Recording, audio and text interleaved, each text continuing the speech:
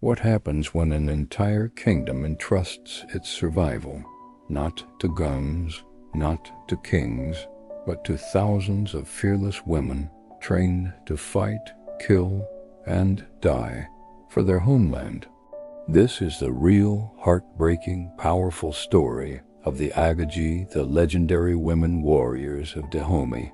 But this story is not about their rise. It's about their final battle, the day they took their last stand against a European invasion. Knowing they were outnumbered, outgunned, and yet refusing to run. Before we begin, subscribe to All Historical Stories, where forgotten history comes alive. Main story: the day Dahomey's women fought the world.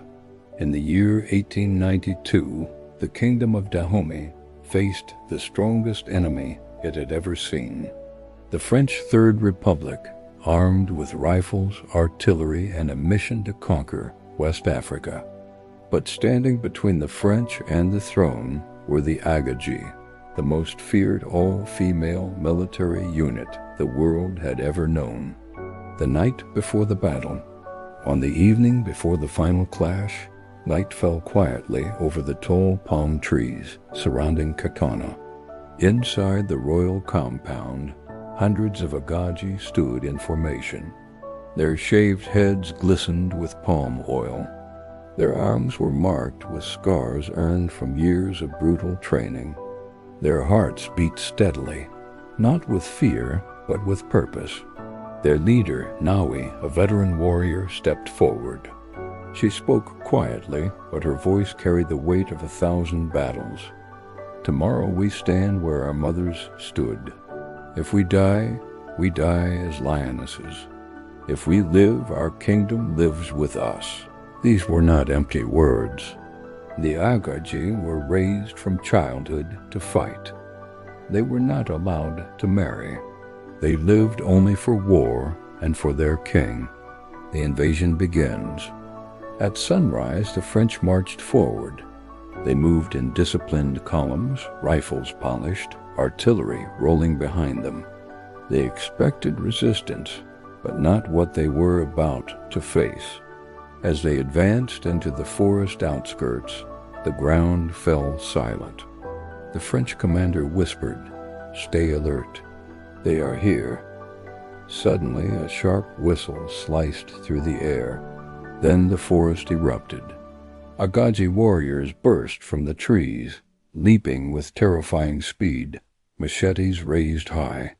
They attacked like shadows, slipping under gunfire, striking with precision. The French soldiers were stunned.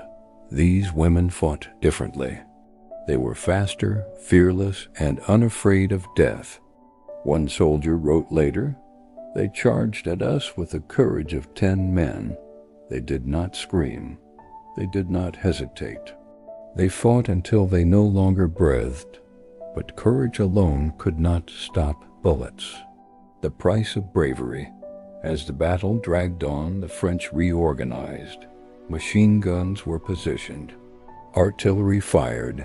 Every explosion shattered the ground. Every blast tore into Agojie lines. Still, they advanced. Even when wounded, they dragged themselves forward. Even when surrounded, they fought with bare hands. One Agojie, badly injured, crawled toward a French cannon, attempting to destroy it. She was shot before she reached it, but her courage became a symbol that survives in local memory even today. The last retreat.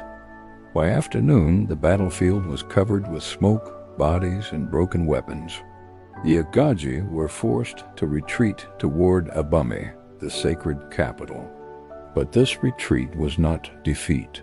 It was a refusal to let the heart of their kingdom fall without one more fight. Inside the palace, the king faced the truth. Dahomey could not win against European guns, yet the Agojie insisted on one final stand. For them, this wasn't just a battle. It was identity, history, and duty. They marched out again, knowing this time they might not return. The final battle of Dahomey. The last clash happened at the city gates. By then, the Agojie numbered only a few hundred, but their resolve burned brighter than ever. The French advanced cautiously. They feared ambush. They feared the women whose bravery had become legendary. When the Agojie charged, the French officers were shocked again, not by their attack, but by their song. The Agojie sang a battle hymn, soft and haunting. If today is our last day, let our enemies tremble at our footsteps.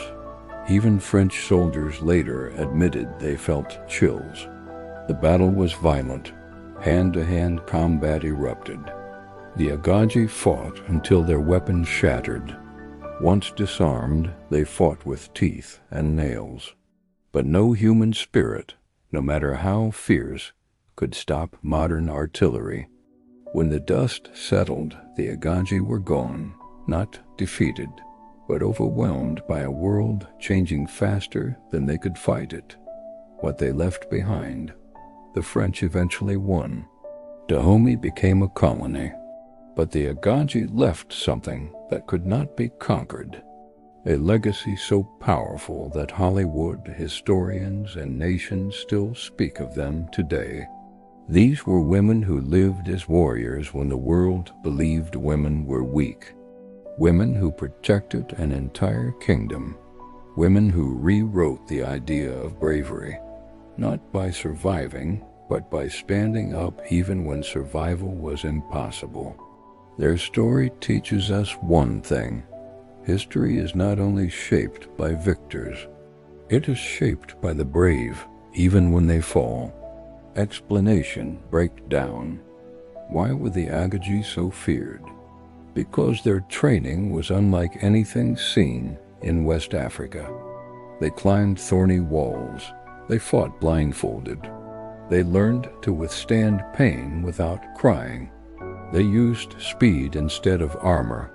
They believed dying in battle was honor, not tragedy. Psychologically, the Agojie represent something rare, unbreakable loyalty to a cause greater than themselves. Today they inspire women's empowerment movements, African cultural pride, military historians around the world, films like The Woman King, survivors who fight against impossible odds. Their final stand reminds us that courage isn't about winning. It's about refusing to surrender your values, even when defeat is guaranteed. Final subscribe, CTA. If stories like this move you, if you love powerful, untold history, subscribe to All Historical Stories so you never miss another masterpiece from the past. Comment CTA. What historical topic should we uncover next? Drop your suggestion in the comments. Your idea might become our next big story.